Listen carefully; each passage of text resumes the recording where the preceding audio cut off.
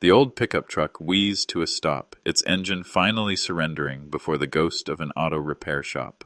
For the broken former Marine David Chen, this ruin was the final insult in a life defined by loss. But the German shepherd beside him, a creature he never wanted, wasn't looking at the decay.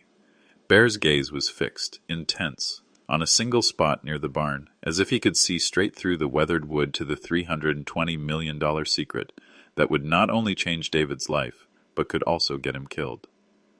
Before we continue, please subscribe to the channel and let us know where you're listening from in the comments.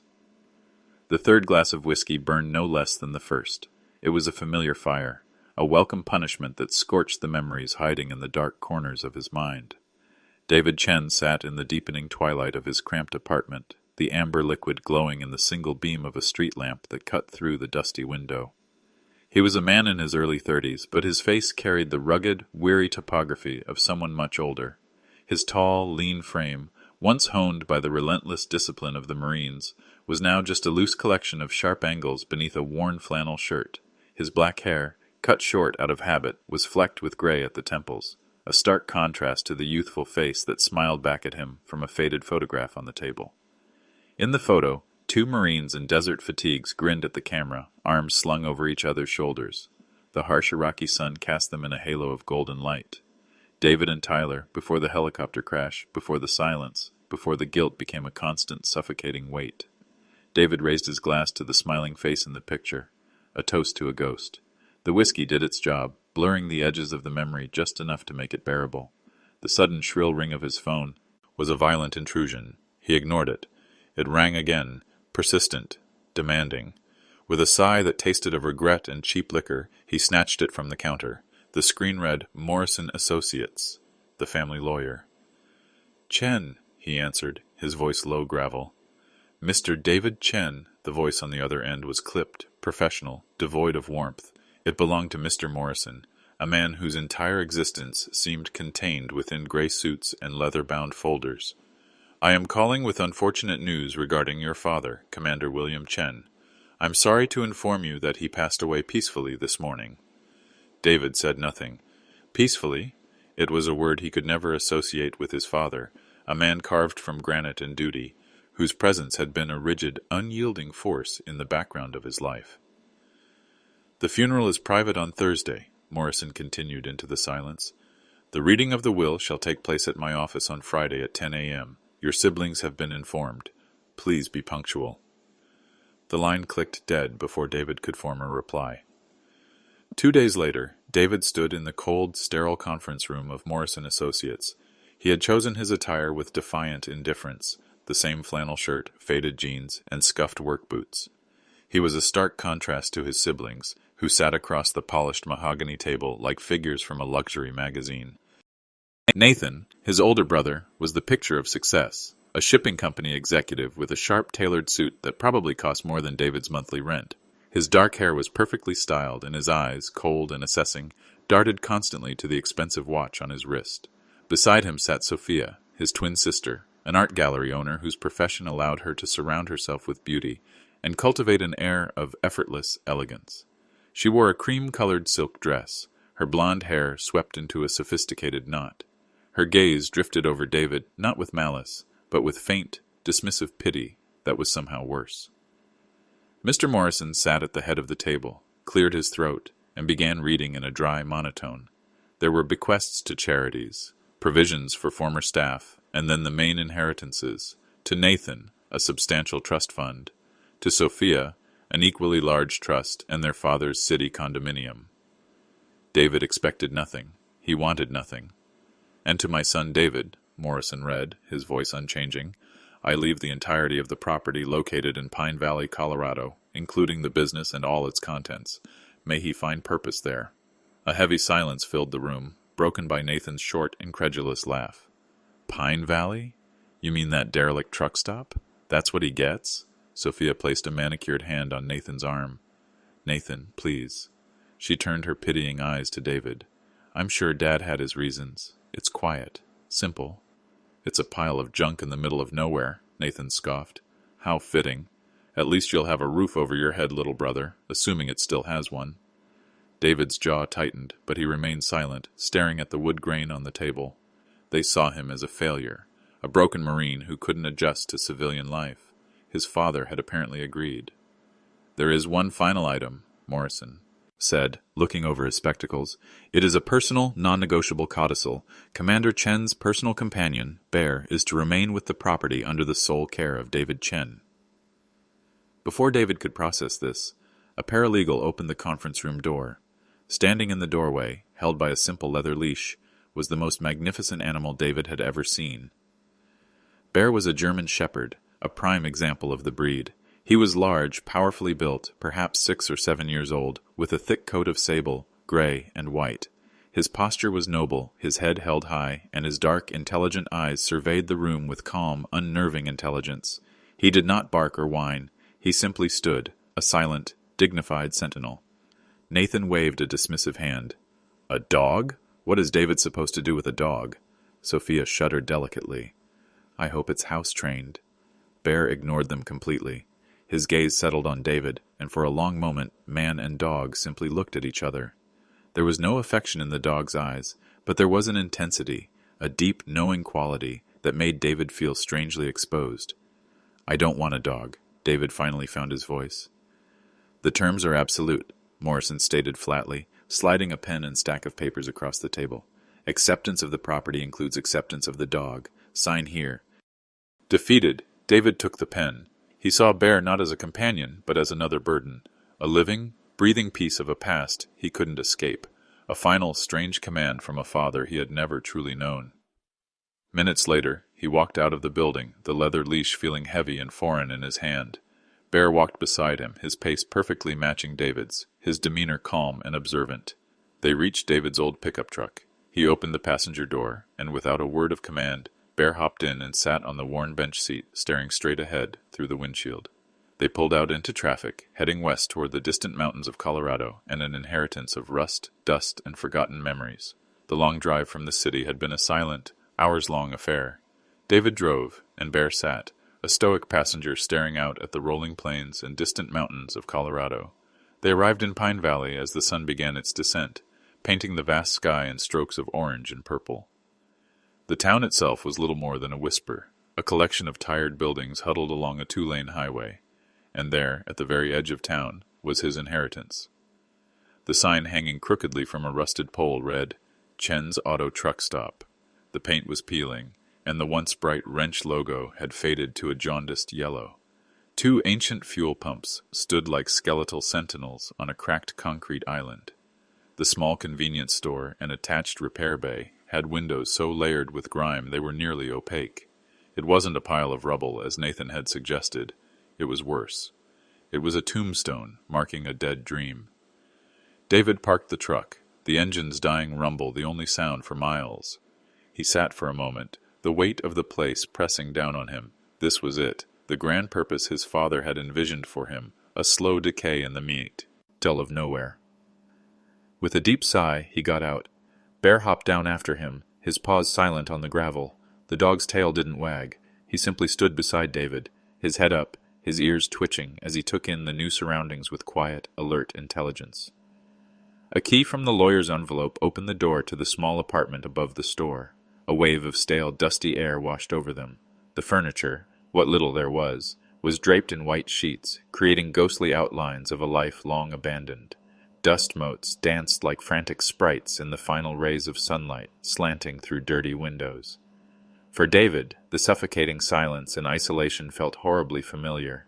It was the same silence that filled his apartment back in the city, the same emptiness he tried to fill with liquor. His first instinct was desperate, clawing need. He rummaged through the kitchen cabinets, pushing aside ancient cans of food until he found what he was looking for, a half-full bottle of cheap whiskey left behind by his father. His hand shook slightly as he poured a generous amount into a dusty glass. He drank it down in one long, burning swallow, welcoming the familiar fire. He poured another, and then a third, leaning against the counter as the alcohol began its slow, numbing work. Bear had settled in a corner, watching him with those dark, unreadable eyes. As night fully claimed the sky, the silence in the apartment deepened, broken only by the mournful whistle of the wind outside. It was a sound that scraped at the edges of his memory, pulling him back to the heat, the dust, the suffocating silence between moments of sheer terror. The memory hit him like a physical blow. He was in Iraq, the sun a merciless hammer in the sky. He and Tyler were on a routine transport mission, the last leg of their tour. "First thing I'm going to do when I get back," Tyler said, his voice a cheerful beacon in the tense quiet. "I'm going to take Emma to that little seafood place by the pier, the one with the outdoor seating. I'm going to eat a mountain of crab legs, and then I'm going to ask her to marry me." David had smiled, clapping his friend on the shoulder. She'd be a fool to say no. She'd be a fool to say yes, Tyler laughed, but I'm counting on her being a fool. They were brothers, forged in the crucible of combat. Tyler was the light to David's shadow, the optimist who kept the darkness at bay. The helicopter lifted off, carrying them over the dusty landscape of hidden dangers. And then it happened. There was no warning, just a mechanical failure, a sudden loss of power, and the sickening sensation of falling. The crash was violent and immediate. David woke up in a field hospital 3 days later to learn that Tyler hadn't made it out. The memory shattered. David gasped, finding himself back in the dusty kitchen in Colorado, his knuckles white as he gripped the edge of the counter. The ghost of Tyler's laughter echoed in the silent room. The pain was a fresh, bleeding wound. He needed more.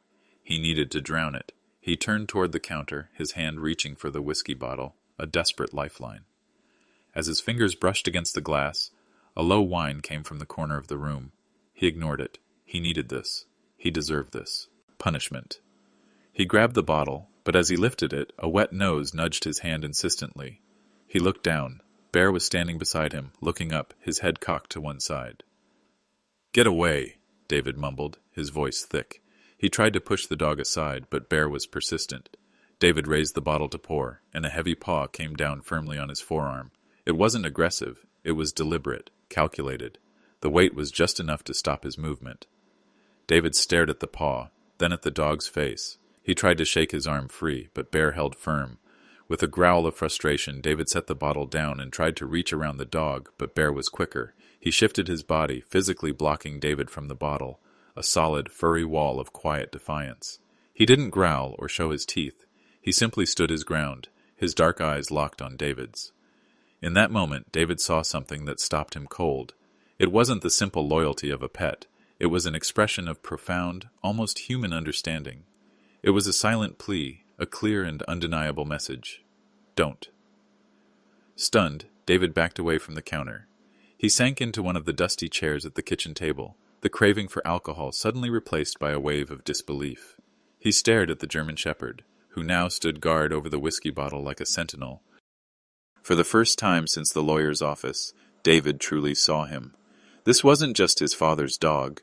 This was something else entirely. This was a guardian, and David was his mission. David woke to the pale light of a Colorado dawn filtering through the grimy apartment window. His head throbbed with the dull ache of a phantom hangover, a ghost of the oblivion he had denied himself the night before. The first conscious thought that formed in his mind was clear and sharp, unclouded by alcohol for the first time in months. He had chosen not to drink. He sat up, swinging his legs over the side of the dusty mattress. Across the room, the whiskey bottle stood on the counter exactly where he had left it. And lying on the floor between him and the bottle was Bear, his head resting on his paws, but his dark, intelligent eyes open and fixed on David. It was a silent, steady gaze, a reminder of the silent pact they had made. A gnawing hunger, another sensation long dulled by liquor, reminded him he needed food. The cans in the apartment looked ancient, their labels faded and peeling. He would have to brave the convenience store downstairs. He made his way down the creaking wooden steps, Bear following a few paces behind, his claws making soft clicking sounds on the wood. The air in the store was thick with the smell of dust and decay. Sunlight struggled to pierce the grime on the windows, illuminating shelves stocked with sun-bleached boxes of cereal and faded bags of chips. It was a perfect time capsule of failure. As David scanned the shelves for anything remotely edible, he noticed Bear wasn't with him. He turned and saw the German Shepherd had moved with quiet purpose toward the back of the store, near the entrance to the attached repair bay. The dog was sniffing intently at a specific spot on the concrete floor, his tail held low and still. A low whine rumbled in his chest. "Bear, come on! There's nothing back there," David called, his voice echoing slightly in the empty store. Bear ignored him. His sniffing became more frantic. Then he began to scratch, his powerful claws scraping against the concrete floor. It wasn't playful scratching. It was determined, focused digging at one specific spot, a single discolored section of the floor. David walked over, his boots crunching on unseen debris. "Hey, stop that!" He reached down to grab Bear's collar, but the dog was relentless, letting out a short, sharp bark. His eyes darted from the floor to David's face and back again. The message was clear. "Look here." David sighed, a mixture of irritation and a flicker of something else, curiosity.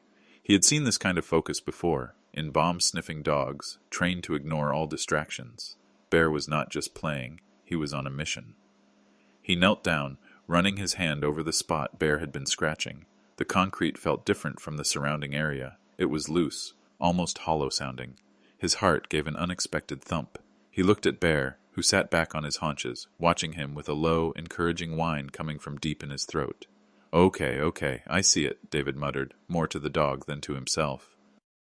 He went into the repair bay, the air thick with the smell of old oil and rust.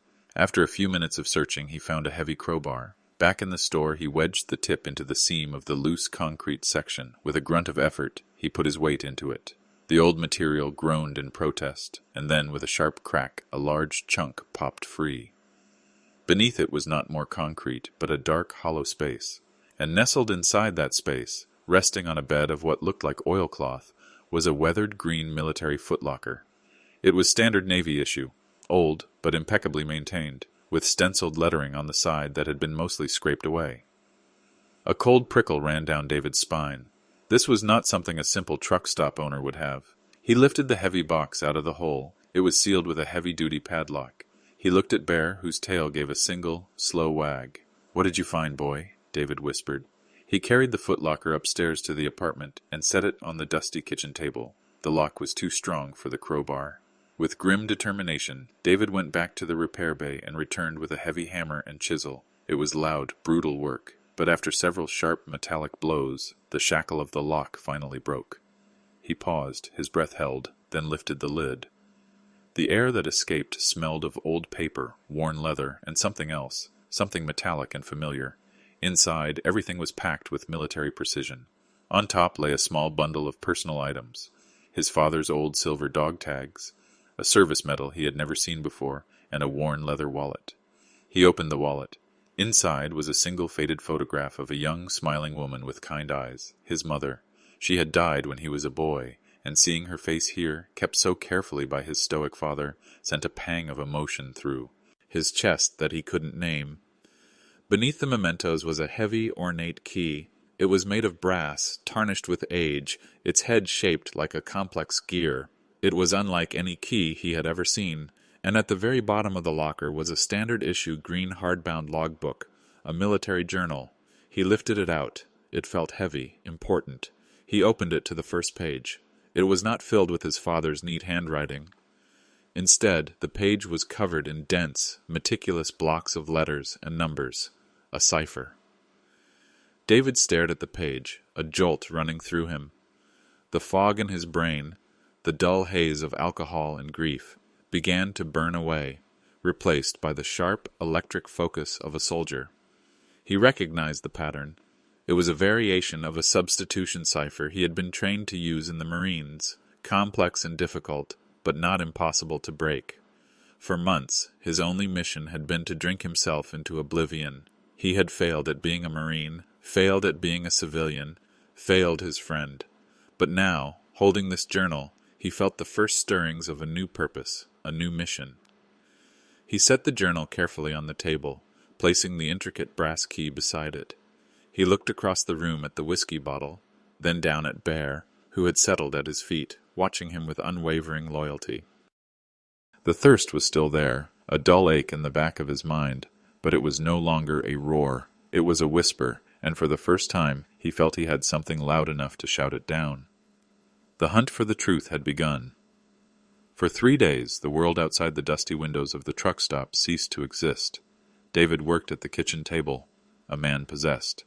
The whiskey bottle remained untouched, a silent monument to a battle already won. His new fight was with the pages of his father's journal.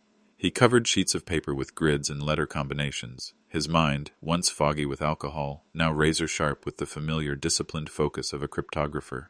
The cipher was complex, a layered system designed to be unbreakable. But David had been trained by the best. Slowly, painstakingly, the coded messages began to yield their secrets. He learned of clandestine meetings, coded transmissions, and shadowy figures who passed through this sleepy Colorado town like ghosts. It was a language of espionage, of a secret war fought in the quiet places of the world. He was so engrossed that he barely ate or slept. Through it all, Bear was a constant, silent presence, either sleeping at his feet or watching him with patient, steady gaze. On the evening of the third day, as David was close to a breakthrough on a particularly dense passage, Bear stood up. He stretched his powerful frame and walked over to David, nudging his idle hand with a wet nose. "Not now, boy," David murmured, his eyes still glued to the journal. "Almost got it." Bear whined, a low, insistent sound. He nudged David's hand again, harder this time. When David still didn't respond, the dog turned and walked toward the stairs leading down to the store, looking back over his shoulder. The message was unmistakable. "Follow me." With a sigh of resignation, David pushed his chair back. Maybe the dog needed out. He followed Bear down the creaking stairs, but not into the convenience store. Instead, Bear trotted with purpose toward the attached repair bay. The air was cold and smelled of rust and stale gasoline. David flicked a switch, and a single Bear bulb flickered to life, casting long, dancing shadows. Bear paid no attention to the junk littering the bay. He trotted with purpose to the far wall, stopping in front of what looked like an old electrical panel. A large, rusted metal box, covered with defunct switches and faded warning labels. Bear stopped in front of it and began nudging one specific spot with his nose, a spot that looked like a simple hexagonal bolt head covered in rust. "What is it?" David asked, approaching cautiously. "You smell a rat in the wall." Bear whined again and nudged the bolt, his insistence unwavering. David knelt down for a closer look. He wiped away a layer of grime and rust from the bolt head. It wasn't a bolt. The hexagonal shape was too perfect. The metal beneath the rust, a strange, non-ferrous alloy. It was a facade. An image flashed in his mind, the heavy brass key from the footlocker, its head shaped like a complex gear. His heart began to pound, a heavy rhythmic beat against his ribs. He pulled the key from his pocket and held it up to the disguised lock. The six-sided shape of the key's head was a perfect match for the hexagonal recess of the bolt. It was designed to fit seamlessly, invisibly. With a hand that trembled slightly, he inserted the key into the lock. It slid in with a smooth, satisfying click. He took a deep breath and turned it. There was no grinding of old metal. Instead, a soft, almost inaudible hiss of hydraulics broke the silence. The entire wall panel, the electrical box, and a large section of the concrete wall with it, began to retract inward, sliding sideways without a sound. Where a solid wall had been moments before, there was now a dark opening. A clean, brushed stainless steel door stood in the recess, a stark contrast to the decay surrounding it. A small green light glowed above it, and the door slid open, revealing a small modern industrial elevator, its interior lit with soft white light. David stared, speechless. He looked down at Bear, who looked back up at him, his tail giving a single, confident thump against the concrete floor. This had been the dog's mission all along. "Okay, Bear," David whispered, his voice hoarse. "Lead the way." He and Bear stepped into the elevator. The door hissed shut, plunging them into a moment of perfect silence before the car began its descent. It moved with impossible smoothness. No shuddering, no sound of cables. It went down and down, far deeper than any simple basement. When the doors opened again, David felt as though he had stepped into another world. He was in a large, circular room, brightly lit and climate-controlled. The low, powerful hum of electronics filled the air. Banks of servers with blinking lights lined one wall. A central command console held multiple computer monitors, all dark for now. Another wall was covered in maps of the world, dotted with pins and notations. This was not a cellar. It was a high-tech underground command center. He took a hesitant step into the room, his boots feeling clumsy and loud on the pristine floor. The moment his foot crossed the threshold, a large screen on the far wall flickered to life. The face of his father, Commander William Chen, appeared. He looked older than David remembered, the lines on his face deeper, but his eyes, a piercing dark brown, were sharp and alive. He was in his full dress uniform, his expression not of a father, but of a commanding officer briefing a subordinate. "David!" The commander's voice filled the room, calm and direct. "If you are watching this, then you have found your way, and my faith in you was not misplaced." David stood frozen, his throat tight. "What you see around you," his father continued, "is designated FBI Safe House Alpha 7. I have been its commander for 32 years. The truck stop above is a cover, a perfect piece of Americana that no one would ever look at twice. My life here was a lie, son, but it was a lie in service to my country." He explained everything. How he was recruited out of Navy intelligence into a joint FBI-CIA task force during the height of the drug wars, how this facility was established as a secure communication hub and safe house for deep cover agents working to infiltrate major drug cartels. He spoke of missions and risks with a detached professionalism that was chillingly familiar. "A life of this nature, with its inherent risks, comes with certain compensation," the commander said, his gaze unwavering. "Through my service and through carefully managed investments, I have amassed a significant personal fortune. The total value of the assets I am leaving to you is approximately $320 million. The number hit David like a physical force. He staggered back a step, his mind reeling. $320 million. He thought of his cheap apartment, his beat-up truck, the constant grinding worry about money. "I did not leave this to you out of pity," his father's image said, as if reading his mind. "Nathan and Sophia are driven by greed and status. They would have squandered it, or worse. I left it to you because you are a Marine. You were forged in the fire of combat. You understand duty, sacrifice, and integrity in a way they never will." His father's expression softened slightly. "This is not just money, David. It is a legacy, a weapon, a tool. What you do with it now is your mission." The screen went dark. David stood in the humming silence of the bunker, the weight of his father's words, of his secret life, of $320 million, settling on his shoulders. He felt a profound, aching sense of loss for the father he never knew, and a terrifying sense of responsibility for the legacy he now held. He looked down at Bear, who had sat patiently beside him the entire time. The dog looked up, nudged his hand with his nose, and for the first time, David understood. Bear wasn't a burden. He was a guide, a guardian of the secret, and now he was David's partner. The silence that followed his father's final words was absolute. David stood alone in the heart of the secret world his father had built. The low hum of the servers, a stark contrast to the screaming chaos in his own mind. $320 million, an FBI safe house, a 30-year double life. It was the plot of a spy novel, not the quiet, lonely history of his family. He took a tentative step toward the central command console, his reflection a ghostly figure in the dark screens. He ran a hand over the cool, smooth surface of a server rack. This was real. The solid steel beneath his fingers was real. He looked down at Bear, who had remained by his side, a calm, grounding presence in the surreal environment. The dog seemed completely at home here, as if this secret bunker was as natural to him as the Colorado wilderness above. Drawn by an instinct he didn't understand, David sat in the large leather chair at the main console. As he did, the primary monitor in front of him flickered to life, displaying a simple login prompt, password. His father's words echoed in his mind. "My faith in you was not misplaced." What would the password be? He tried his own birthday, access denied, his mother's name, access denied. Then he remembered the journal, the first entry he had managed to fully decrypt.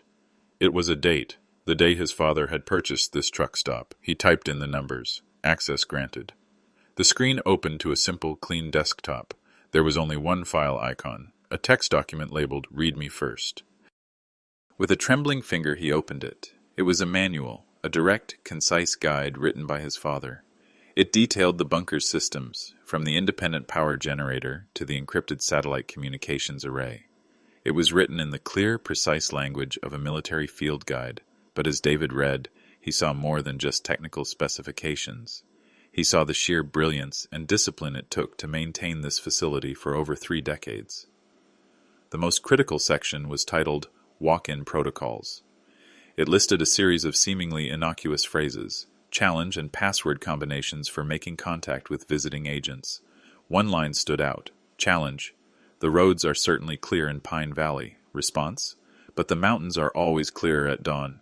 He spent what felt like hours exploring the system, each file revealing another layer of his father's secret life. He found logs of communications, financial records that detailed the growth of the fortune, and risk assessments for operations he could barely comprehend. A faint, jarring sound drifted down the elevator shaft, pulling him from his trance. It was the bell, the brass bell on the door of the convenience store upstairs. A customer. Adrenaline surged through him, hot and sharp. This was it, his first test. He quickly locked the console and stood, his heart hammering. Bear was already on his feet, his ears perked, his body tense and alert. "Okay, boy," David whispered.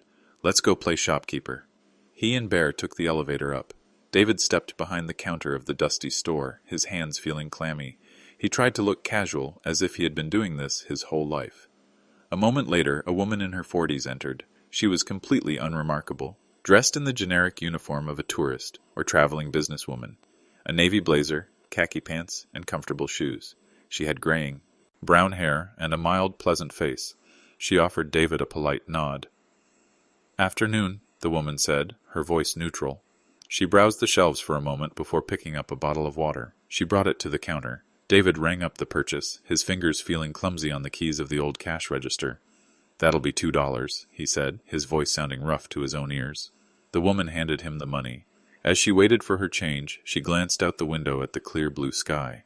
"The roads are certainly clear in Pine Valley," she said casually, her eyes still on the horizon. The words hit David like a jolt of electricity. It was the challenge phrase. His mind raced. What was the response? The mountains? The dawn? He fumbled for the words, his throat suddenly dry. "Yes," he stammered, his voice cracking slightly. "But the mountains are always clearer at dawn." He said it too loudly, the words sounding rehearsed and unnatural in the quiet store. The woman's expression did not change, but David saw a flicker of acknowledgement in her eyes. She gave a single, almost imperceptible nod. She took her change and the bottle of water. "Thank you," she said, and then she turned and walked out. Her car started up and drove away a moment later. The encounter had lasted less than 60 seconds. David stood frozen behind the counter, the adrenaline slowly draining away, leaving him feeling shaky but strangely alive. It was real. The journal, the bunker, the mission, it was all real.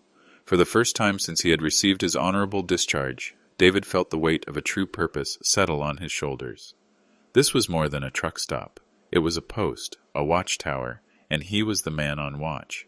The thought of protecting this legacy, of honoring the father he was just beginning to understand, became a powerful, unshakable resolve. He walked back upstairs to the apartment. He looked at the whiskey bottle, still standing on the counter. He thought of the clarity he needed, the sharpness his father had trusted him to possess. The craving was still there, a ghost whispering in the back of his mind, but its voice was weak, drowned out by the call of duty. He picked up the bottle, walked to the sink, and twisted off the cap.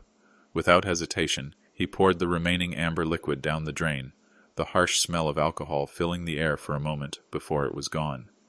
He looked at his reflection in the dim light of the window.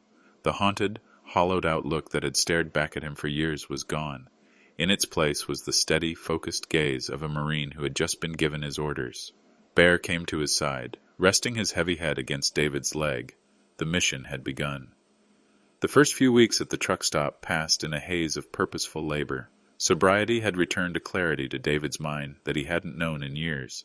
During the day, he worked to bring the station back from the dead. He cleared the junk from the repair bay, cleaned the grime from the windows, and even managed to get both fuel pumps working again. The physical work was a balm, sweating out the toxins of his past and leaving him tired but satisfied at the end of each day.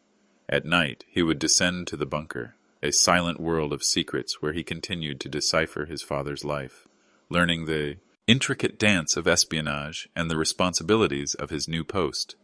This fragile peace was first shattered by the mail. A crisp, cream-colored envelope arrived from a prestigious law firm David had never heard of. Inside was a formal but generous offer from his siblings to purchase the Pine Valley property. He threw it away. A week later, another letter arrived, the offer significantly higher, the tone slightly more impatient. He threw that one away too. Then they sent their emissary. A sleek black sedan, completely out of place in the rustic Colorado landscape, crunched to a halt on the gravel one afternoon. A man in an expensive gray suit and perfectly polished shoes stepped out. He was in his 40s, with a smooth, practiced smile and the predatory eyes of a shark. "Mr. Chen," he said, extending a hand. "Howard Mitchell with Rocky Mountain Development." David wiped his greasy hands on a rag and ignored the handshake. Bear, who had been lying in the shade of the repair bay, rose silently to his feet and stood beside David, his body language calm but unequivocally protective. Mitchell's smile tightened.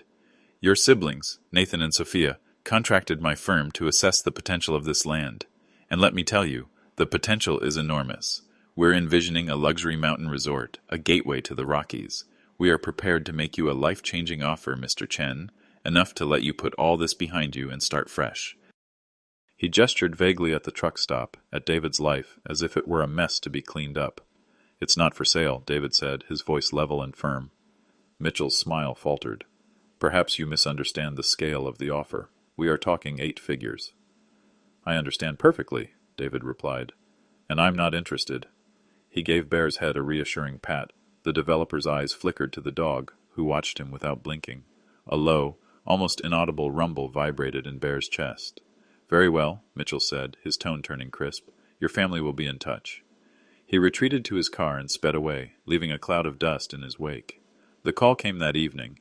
David recognized Nathan's number and let it ring 3 times before answering, steeling himself.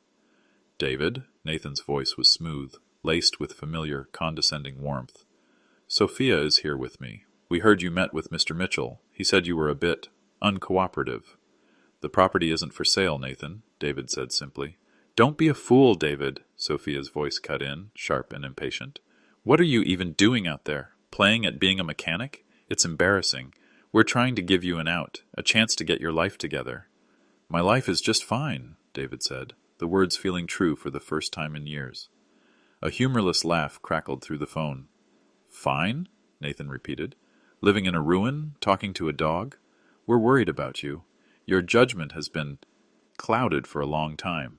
It would be a tragedy if you let this opportunity slip away because you're too stubborn or too unwell to see it."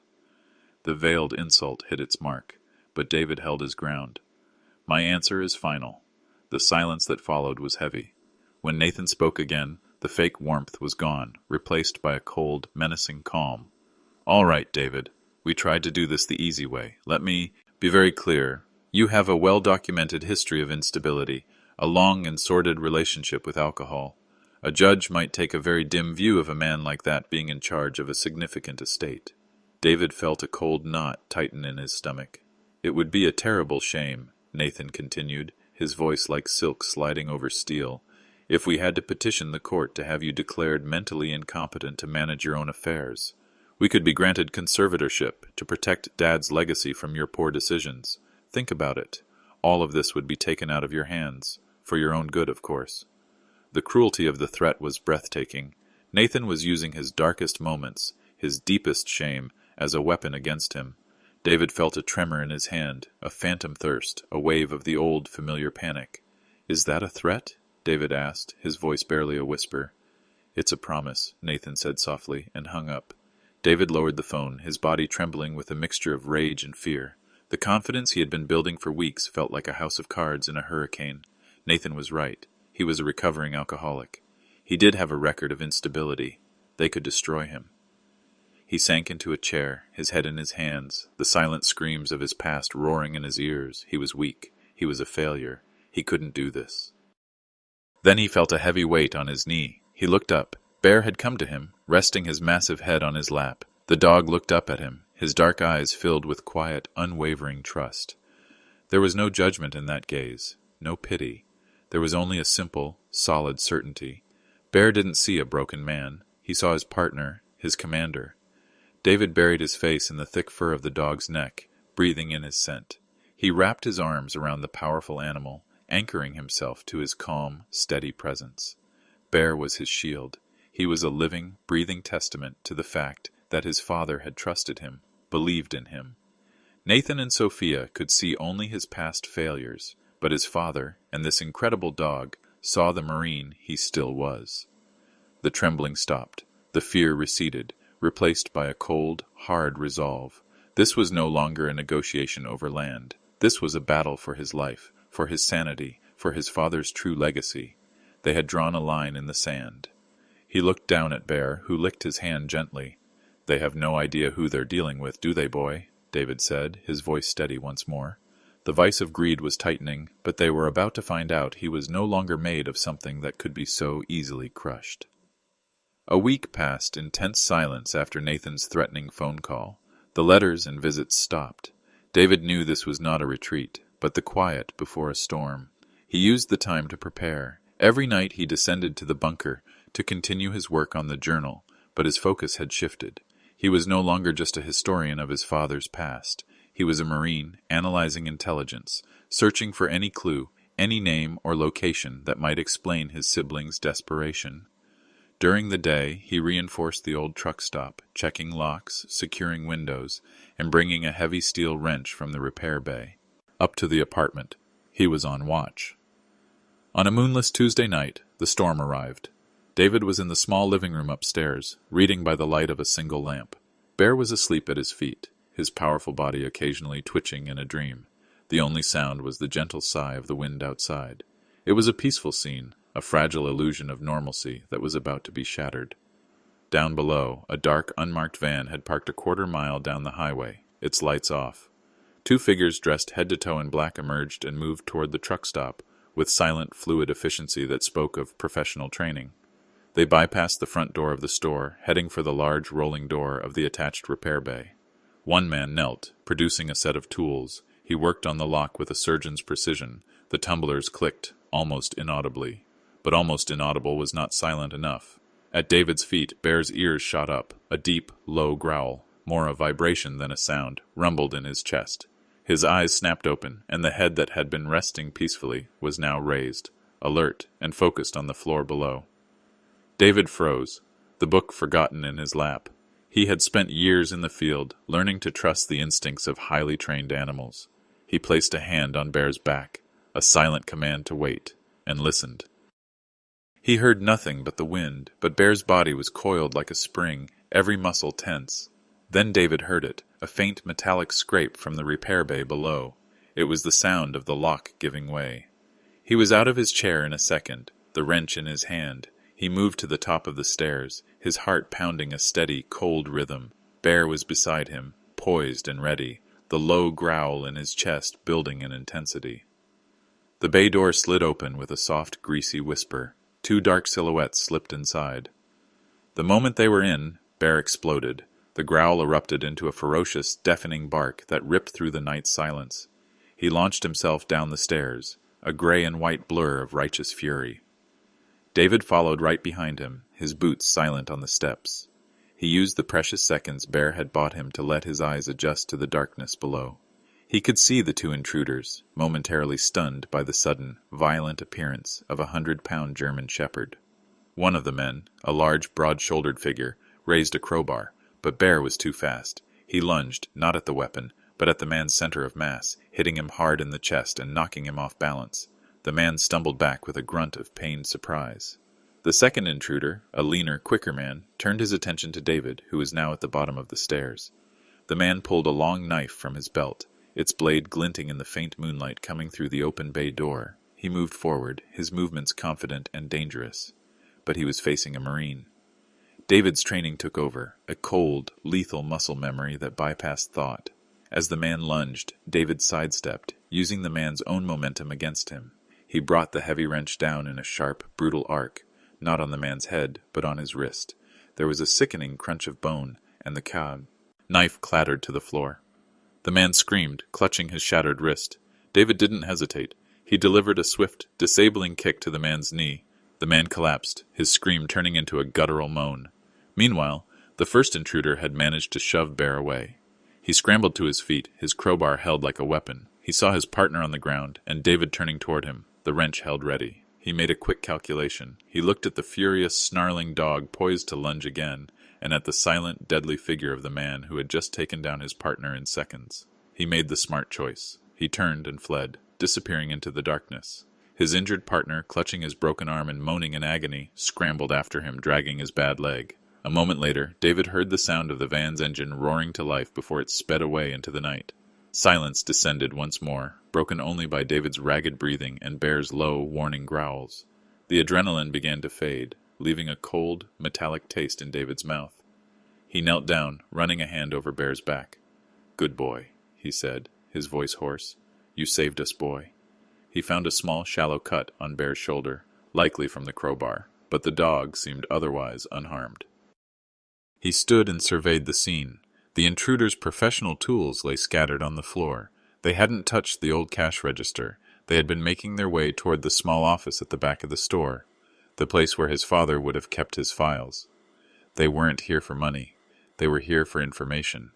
A chilling realization washed over him. This was not a simple family dispute over a real estate deal.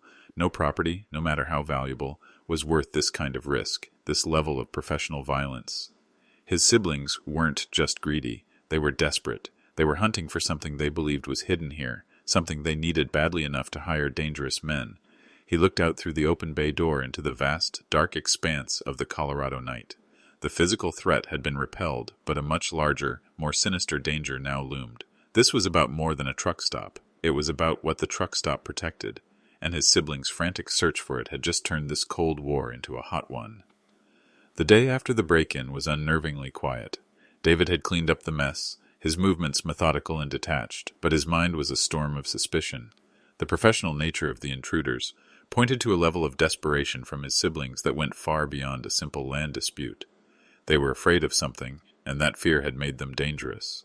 He felt a constant prickling sense on the back of his neck, the feeling of being watched. Bear seemed to feel it too. The dog never strayed far from his side, a silent gray shadow, his usual calm demeanor replaced by quiet, hyper-alert vigilance. Around noon, a plain dark sedan pulled up to the functioning fuel pump. A woman stepped out of the driver's side. She was in her early 50s, with intelligent, discerning eyes that seemed to take in everything at once. Her salt and pepper hair was cut in a neat, professional style, and she wore a practical charcoal pantsuit that was professional without being flashy. She looked more like a college professor or a mid-level government official than a typical Colorado tourist. She did not reach for the gas nozzle. Instead, she walked toward the entrance of the repair bay, where David was ostensibly organizing some tools. Her eyes met his across the dusty expanse. "I was told the commander's old engine has been making some noise," she said, her voice calm and even, yet carrying an undeniable weight of authority. David froze. The phrase was from the journal. It wasn't one of the standard walk-in codes. It was a priority phrase, reserved for a handler-level contact in an emergency situation. His father had made a note beside it, "Agent Reed only." He dropped the wrench he was holding with a loud clatter. He looked at the woman, then at Bear, who stood watching her intently but did not growl. He simply observed, as if recognizing a familiar presence. David made a decision. He trusted his father's protocol. He trusted his dog. Without a word, he gave the woman a short, sharp nod and gestured for her to follow him. He led her directly through the repair bay to the hidden panel on the back wall. He used the brass key, and the wall hissed open, revealing the elevator. The woman's expression remained neutral, but he saw a flicker of approval in her sharp eyes. They descended into the bunker in silence. When the doors opened, the woman took in the humming command center with familiar ease. "He kept the place in perfect order, as always," she said, a hint of warmth finally entering her voice. She turned to David, extending a hand. "My name is Agent Sarah Reed. I was your father's handler for the last 15 years of his career. More than that, William was my mentor and my friend." David shook her hand. Her grip was firm and steady. "They broke in last night," he said, getting straight to the point. "2 of them, professionals." "We know," Agent Reed replied, her face grim. "We have been monitoring this station since your father's passing. We saw them. We were prepared to intervene if the threat escalated, but you and your partner handled the situation with remarkable efficiency." She gave a respectful nod toward Bear, who was now sitting calmly at David's side. "My siblings sent them," David stated. "It wasn't a question."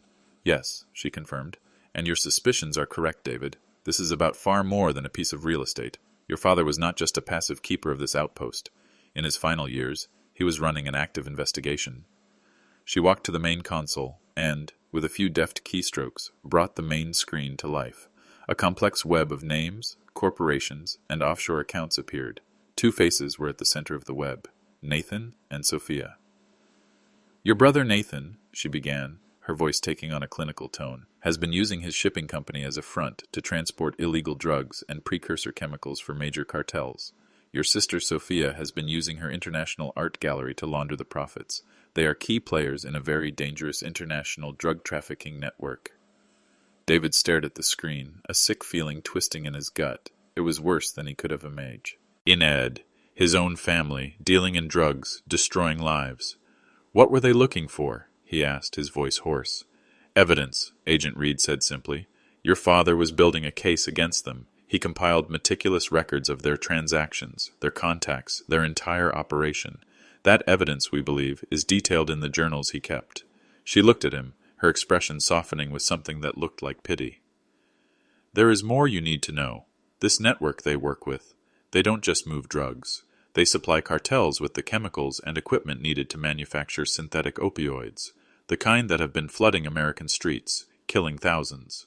She typed another command, and a new set of images appeared on the screen. Technical readouts, shipping manifests, and a high-resolution photo of a small, clear vial labeled with chemical symbols. David's blood ran cold. The world around him seemed to slow down, the humming of the servers fading to a distant roar. He knew that chemical signature. He had seen it in a classified DEA report, a report he had read 100 times until the words blurred into an indictment of his own soul. He felt the question tear itself from his throat, a raw, ragged whisper. The synthetic fentanyl that killed those kids in Tyler's hometown 2 years ago. Agent Reed's professional facade finally broke. Her eyes filled with deep, profound sorrow. She gave a slow, solemn nod. The forensic analysis was conclusive. The chemicals that were used to manufacture that batch, the batch that killed Tyler's little sister Emma and 12 other teenagers, came from a shipment that was facilitated and funded by your brother's illegal operations. The truth was a physical blow. It knocked the air from his lungs, leaving him gasping. The grief he had tried to drown for 2 years, the guilt that had eaten him alive, it all came rushing back, but now it was mutated, twisted into a monstrous new shape. It wasn't just war, it wasn't just bad luck. It was his family, his brother's greed, his sister's ambition. They had facilitated the drug trade that had poisoned Tyler's little sister, the sweet 16-year-old girl Tyler had talked about every day, the sister he was so excited to see again when they got home. A wave of pure black rage washed over him, so powerful it made him tremble. He slammed his fist on the console, the pain a welcome distraction from the agony in his heart. He felt a wet nose press against his clenched fist. He looked down. Bear was looking up at him, whining softly, his body pressed against David's leg. The dog could feel his pain, his rage, the storm inside him. The rage raged, and then, just as quickly, it subsided, leaving behind a core of diamond-hard, ice-cold purpose. The haunted, broken man was gone. The Marine was all that was left. He turned to face Agent Reed, his eyes clear and steady. "Your father's evidence could bring down their entire operation," she said softly. "He was preparing to hand it over to federal authorities before he passed. It is likely all in that journal you've been working on." David walked to the table where he had left the journal. He picked it up, its weight feeling different now. It weighed as no longer just a mystery to be solved. It was a weapon waiting to be fired. This was no longer about protecting a legacy. It was about avenging Tyler's sister. He looked Agent Reed straight in the eye. "Tell me what you need." The bunker became the heart of their operation. For days, David and Agent Reed worked side by side, their collaboration a seamless blend of his intimate knowledge of his father's methods and her agency resources. They broke the final layers of the cipher, and the full extent of his siblings' treachery spilled out across the monitors. The journal was a meticulous ledger of death and greed, shipping manifests for restricted chemicals, coded names of contacts, and banking details for the offshore accounts where the blood money was hidden. It was the smoking gun. "We're moving on them soon," Agent Reed said, her voice tight with focus as she uploaded the last of the decrypted data to a secure server. "Our inquiries are shaking their network. They will know something is coming. Be on high alert." David didn't need the warning. He felt it in the air, a palpable tension, the feeling of a net drawing tight. He and Bear had become inseparable, the dog a constant, reassuring presence in a world that had become dangerously unstable. The gambit came on a cold, clear afternoon. David was in the repair bay, changing the oil in his truck, a simple grounding task. Bear was lying just outside the open bay door, basking in the weak autumn sun. David was under the truck when he heard a faint puffing sound, like a silenced air rifle. He dismissed it as the wind. A moment later, he heard the sound of a car speeding away down the highway. He slid out from under the truck, wiping his hands on a rag. "Bear!" he called out. "Time to come in." There was no response. The spot where the dog had been lying was empty. A cold dread, sharp and immediate, pierced through him. "Bear!" he yelled, his voice raw with sudden panic. He ran outside, scanning the empty property. Nothing. He circled the station, his heart pounding a frantic, desperate rhythm against his ribs. He was about to run back inside when a glint of metal in the tall grass by the road caught his eye. He knelt. It was a small, spent tranquilizer dart, a drop of clear liquid still clinging to the needle. The world tilted on its axis. They had taken him. They had taken his dog. Before the rage could consume him, his phone rang. The caller ID was blocked. He answered, his hand clenched into a fist so tight his knuckles were white. "Hello, David." Nathan's voice was flat, devoid of emotion, a sterile and chilling sound. "Where is he?" David growled, his voice a low threat. "If you hurt him—" "He is perfectly fine," Nathan interrupted, his tone bored. "For now, his continued health is dependent on you. You have in your possession our father's journals, all of them. They are the only thing of value in that entire pathetic scrap heap. You will bring them to the old Pine Valley lumber mill. You have 1 hour." The lumber mill was a derelict property a few miles out of town, a skeleton of rotting wood and rusted metal. "Come alone," Nathan continued, his voice dropping to a venomous whisper. "No police, no one from the agency your father worked for. We will know if you are followed. If we see anyone else, the deal is off, and the dog will pay the price for your mistake." 1 hour, David." The line went dead. For a single, white-hot moment, David was consumed by blinding rage. He wanted to get in his truck and drive to that mill and tear his brother apart with his bare hands. He wanted revenge for Tyler's sister, for his father, and now for Bear. But then the training kicked in. Rage was a liability. The mission was all that mattered. The mission was Bear. He didn't get in his truck. He turned and ran for the repair bay, for the hidden elevator, for the bunker. He slammed his hand on the emergency contact button on the console, a direct line to Agent Reed. "He has the dog," David said the moment she answered, his voice tight and controlled. "Nathan has Bear. He wants the journals. The old lumber mill. 1 hour." Agent Reed's response was immediate and professional. "Stay put. My team is 5 minutes out. We already have a drone en route to the mill. He won't see it." Minutes later, Agent Reed and a team of 4 quiet, serious-looking tactical officers were in the bunker with him. On the main screen, a live thermal image from the drone showed 2 heat signatures inside the main building of the mill. "This is a hostage exchange," Reed said, her eyes on the screen. "They hold all the cards, but they've made a mistake. They've given you a reason to come to them." "I'm going in," David said. It wasn't a request. Reed looked at him, seeing not a grieving civilian, but a focused operator. "You'll go in as planned, alone. You'll be wired for sound. My team will be in position, ready to move on your signal. Your objective is the asset, David. Secure the dog. We will handle your siblings." The lumber mill was a cathedral of decay, smelling of sawdust and damp rot. David walked into the cavernous main building, carrying a heavy briefcase containing decoy books. In the center of the room, illuminated by the harsh glare of a portable floodlight, stood Nathan and Sophia. 2 hired guards stood in the shadows behind them. And to the side, in a large animal cage, was Bear. He was lying on his side, his movements groggy, but he lifted his head and whined when he saw David. "The journals," Nathan said, gesturing to the briefcase. "The dog first," David replied, his voice echoing in the vast space. "That wasn't the deal," Sophia hissed, her elegant facade cracking to reveal the raw greed and fear beneath. David took a slow step forward, his eyes locked on his brother's. He saw the face of the man whose greed had funded the poison that killed Tyler's sister. He felt the rage rise, a hot tide of vengeance. He could give the signal. Reed's team would storm the building. But in the chaos, anything could happen to Bear. And in his heart, he knew he had to be the one to finish this. He had to choose revenge or the mission.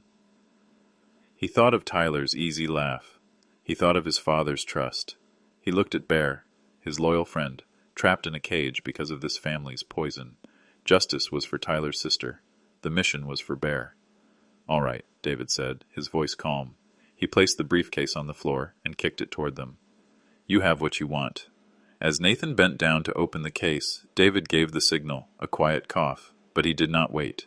He moved, he exploded into action, not toward Nathan, but toward the guard closest to Bear's cage.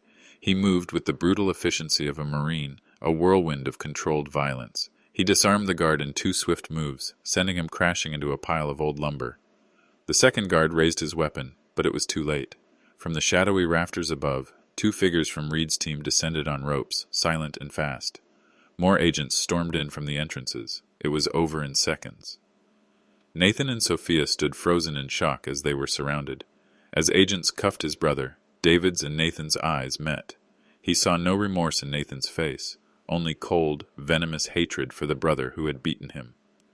David ignored him. He walked to the cage and fumbled with the latch. He swung the door open. Bear stumbled out, still groggy from the tranquilizer, and pressed his heavy head into David's chest, whining softly. David knelt, wrapping his arms around his friend, burying his face in his thick fur. "I got you, boy," he whispered, his voice thick with emotion. "I got you." He had made his choice. He hadn't pulled the trigger. He hadn't given in to the hate. He had completed the mission. He had saved his partner. And in doing so, he had finally, truly saved himself. 6 months later, David sat in a bright, modern office in Denver, the kind of place he once would have felt completely out of place in. But he sat with quiet confidence, his posture straight, his gaze clear and steady. Across from him sat Agent Reed and a silver-haired man in a sharp suit, the executor of his father's estate. On the table between them was a thick stack of documents.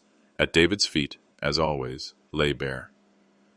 The Emma Chen Foundation, the lawyer read from the charter document, a non-profit organization dedicated to the rehabilitation of veterans suffering from post-traumatic stress disorder through the training and placement of specialized service animals. David looked at Agent Reed, who gave him a small, proud smile. He had spent weeks working with her to shape his vision into reality. He thought of the countless veterans like himself, lost in the silent, lonely war after the war, drowning their ghosts in whatever poison they could find. And he thought of Bear, the sentinel who had stood guard over his soul and refused to let him fall. "The Foundation will source dogs primarily from rescue shelters," David explained, his voice filled with a passion he hadn't known he possessed. "It will give them a new purpose, too. We will train them, and we will pair them with a veteran, free of charge. We will give them a partner, a guardian, a reason to get up in the morning." He reached down, his hand settling on Bear's head. "I know the program works, because I was its first success story." He picked up the pen and signed the documents. With the stroke of his pen, the Emma Chen Foundation was born. His father's secret fortune, earned in the shadows of a hidden war, would now be used to bring soldiers back into the light. It was a legacy of healing, a tribute to the girl Tyler had lost, and the father David had found. Spring had come to Colorado, breathing life back into the cold land. The truck stop at the edge of Pine Valley was no longer a tombstone. It had been reborn. The cracked concrete had been repaved, the rusted pumps had been replaced with modern ones. The store had been renovated, its windows now sparkling clean, its shelves stocked with fresh goods and a small, welcoming coffee counter. On a bright, warm afternoon, David stood out front with Bear, watching as 2 men carefully installed a new, hand-crafted wooden sign. The old, faded letters of Chen's Auto Truck Stop were gone forever. The new sign, in elegant deep blue letters, read, "William and Emma Memorial Rest Stop," and below that, in smaller letters, "Fuel, coffee, a place to rest." It was more than a new name. It was a declaration. It honored the disciplined, dutiful father who had held his lonely watch for 30 years, and it honored the innocent girl whose memory was no longer a source of guilt, but a source of inspiration. As the workmen finished, a minivan with out-of-state plates pulled in, the first official customer. A family spilled out, the children laughing as they pointed at the big, noble-looking dog sitting by the door. The father, a man about David's age, nodded at him. "Nice-looking place you've got here," he said. "Thank you," David replied, and the smile that reached his face was genuine and effortless. "Welcome." Later that evening, as the sun began to dip below the jagged peaks of the mountains, David stood outside, a warm cup of coffee in his hand. The truck stop was his father's legacy, the secret bunker below a continuing duty he had accepted with honor. The foundation was Emma's legacy, a promise that her tragedy would bring hope to others, and the quiet peace he now felt in his own heart That was his own. He looked down at Bear, who stood beside him, their shoulders touching, their gazes fixed on the same beautiful, endless horizon. He had inherited a ruin and a fortune, but this dog, this silent, loyal partner, had guided him to his true inheritance, a second chance, a new mission, a life rebuilt from the ashes. Founded on sacrifice, cemented by loyalty, and destined for a new dawn. The journey of David and Bear reminds us that sometimes the deepest wounds are not healed by time, but by a loyalty so pure it asks for nothing in return. It shows us that even when we feel lost, a faithful friend can guide us back to the light and help us find a new mission worth fighting for.